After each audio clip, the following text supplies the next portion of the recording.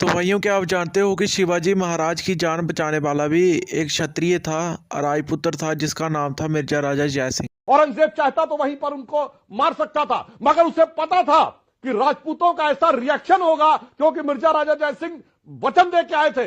इसलिए वो अपमान का घूंट सहकर वहां पे चुप रहा। ये हकीकत है। अन्यथा आप खुद बताइए ना, दरबार में जाने के बाद औरंगजेब छोड़ देता। शिवाजी महाराज थे वो भी पहले मुगलों के वफादार थे और बाद में उन्होंने मुगलों के खिलाफ कुछ युद्ध लड़ना शुरू किया।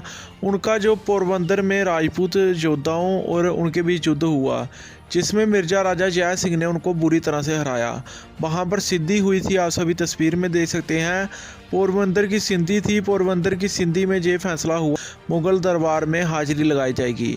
तो भाइयों, जब मुग़ल दरबार में हाजिरी लगाते हैं तो शिवाजी बोलते हैं कि आलमगीर औरंगजेब मुझे चिंता नहीं छोड़ेंगे। तब मिर्जा राजा जय सिंह ने भवानी की सौगंध देकर शिवाजी को प्राण की रक्षा का वचन दिया था। और जैसे ही वो वहाँ पर पहुँचे तो औरंगजेब ने उनको मारने का पूरा प्लान बना दिया था। लेकिन उनके सामने मिर्जा राजा जय सिंह थे। वो जानते थे कि अगर मैंने शिवाजी को मार दिया और शिवाजी को जो वचन दिया है राजपूतों ने, वो टूट जाएगा। उसके टूटने के साथ ही मुग़ल सल्तनत भी ख़त्म हो जाएगी, जो सिर्फ राजपूतों पर ही टिकी हुई थी।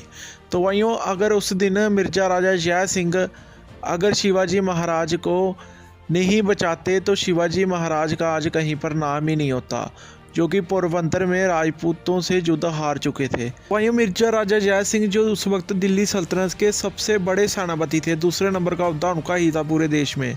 और जो शिवाजी महाराज थे वे भी मुगलों के वफादार रह चुके थे।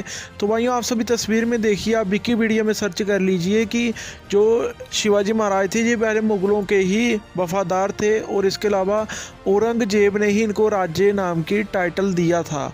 तो वहीं जो उनकी सेवाएं कर चुके थे, उसके बाद उन्होंने कुछ युद्ध लड़ना शुरू किया, लेकिन बदनाम सिर्फ मिर्जा राजा जय सिंह को किया जाता है, जिन्होंने शिवाजी महाराज की औरंगजेब से जान बचाई थी। चाहते हैं कि हम आगे भी ऐसे ही सिर्फ अपनी कौम के लिए आवाज़ उठाते रहें, जो कि मेरे लिए सबसे पहले अपनी कौम है। तो आप हमें नीचे दिए हुए जो QR कोड है, आप सभी स्कैन करके आप सभी इसको हमें जितनी सपोर्ट कर सकते हैं, किसी से 20, 50, 100, 500 जितना भी आपसे होता है, और हम ऐसे ही क्षत्रिय इतिहास पर वीडियो बनाते रहें। आप इस QR कोड के स्क्रीनशॉट ले